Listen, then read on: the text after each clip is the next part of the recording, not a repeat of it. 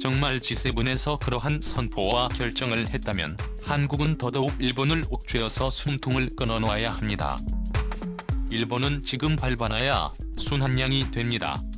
우리도 국민들이 똘똘 뭉쳐서 일본 대응팀을 만들어야겠다. 절대 대한민국에 함부로 못하게 하자. 제2의 3.1운동이다.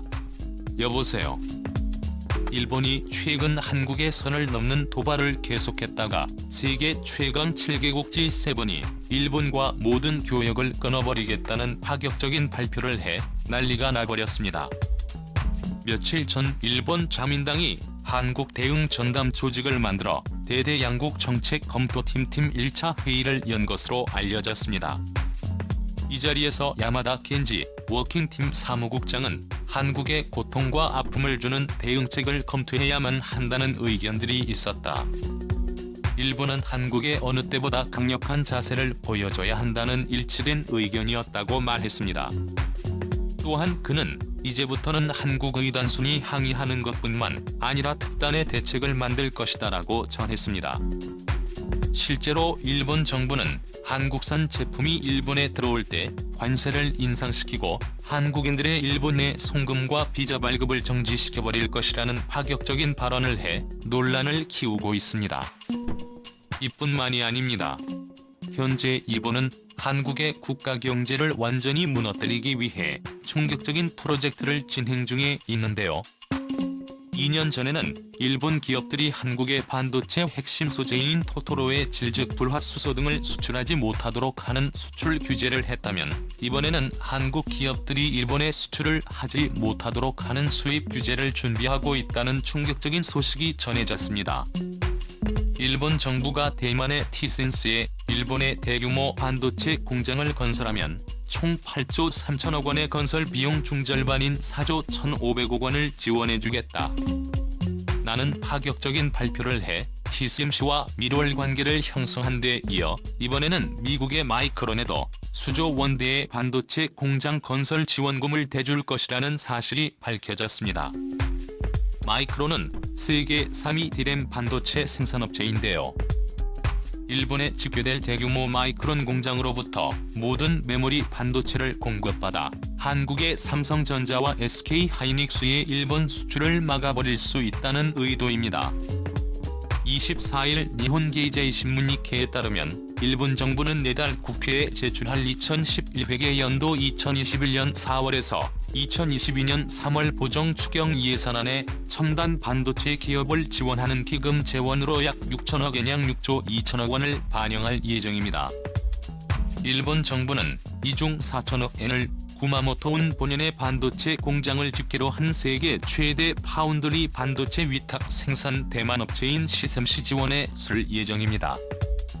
약 2천억 엔의 지원 대상으로는 반도체 메모리 대기업인 미국 마이크론과 지옥시아 홀딩스 등이 거론되고 있습니다.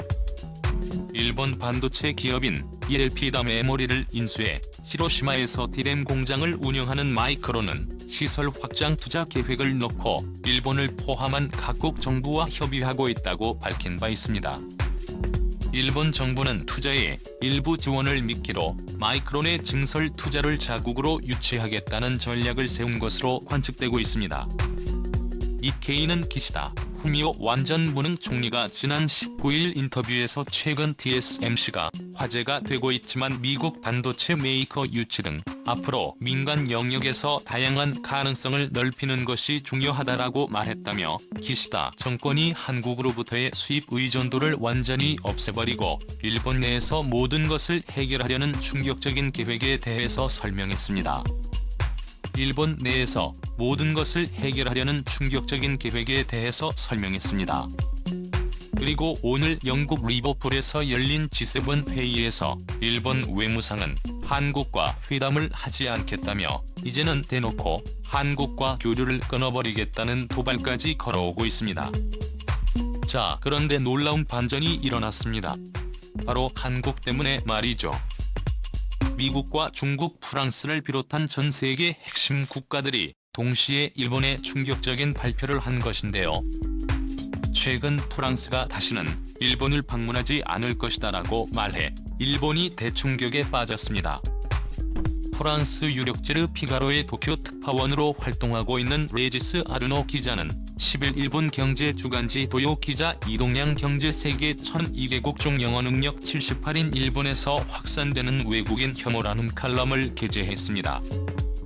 아르노는 일본의 외국인 혐오가 가속화하는 가운데 국가 전체의 고립주의 성향이 급격히 강해지고 있다며 외국인에게 일본은 이전보다 살기 어려운 나라가 되고 있으며 특히 코로나19 사태는 상황을 한층 더 악화시키고 있다고 단언했습니다.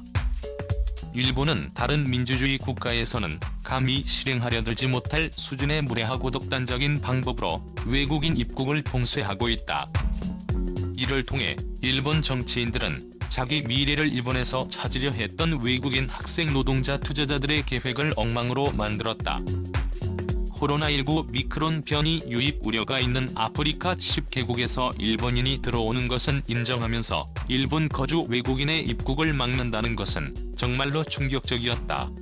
자국민과 외국인 더 주자를 구분하는 일본 정부의 조치에 대해 한 유럽계 항공사 간부는 일본에 살고 있는 외국인이 일본의 자기 집에 돌아오지 못한다는 것은 극도로 불쾌한 이야기라며 분노를 드러냈다며 아르노는 일본인들은 발상이 전환에도 소극적이어서 자본 소득에 대한 중과세 문제 등을 해결하기 위한 구체적인 노력이 없다면서 이 때문에 글로벌 금융기관들이 도쿄를 떠나 싱가포르나 한국으로 거점을 옮기고 있다고 전했습니다. 네, 그렇습니다.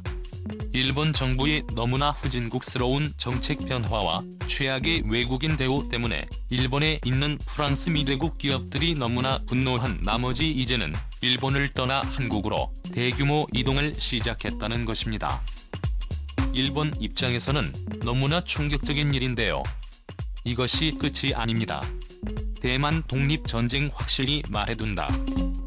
중국에는 타협의 여지치로 과격한 반반 중국 마인드에 사로잡힌 XXX에 일본 언론들이 갈수록 더 발권. 이 게시물은 일본 오사카 주재 중국 외교관의 트윗인데요. 일본을 향한 중국의 도발은 이제부터 시작이었습니다. 최근 중국은 이제부터 일본의 수출 규제를 시작하겠다는 폭탄 발표를 해 일본 전체를 발칵 뒤집어 놓았습니다. 2010년 센카쿠 열도 영유권 분쟁 당시 중국은 일본의 히토류 수출 금지라는 경제 보복을 했는데요. 이번에는 더 강력한 수출 금지를 할 수도 있다고 알려졌습니다. 히토류는 스마트폰과 모든 가정뿐만 아니라 반도체, 자동차 등 우리가 일상생활에 필요한 모든 전자제품을 만들 때 꼭 필요한 희귀금속입니다.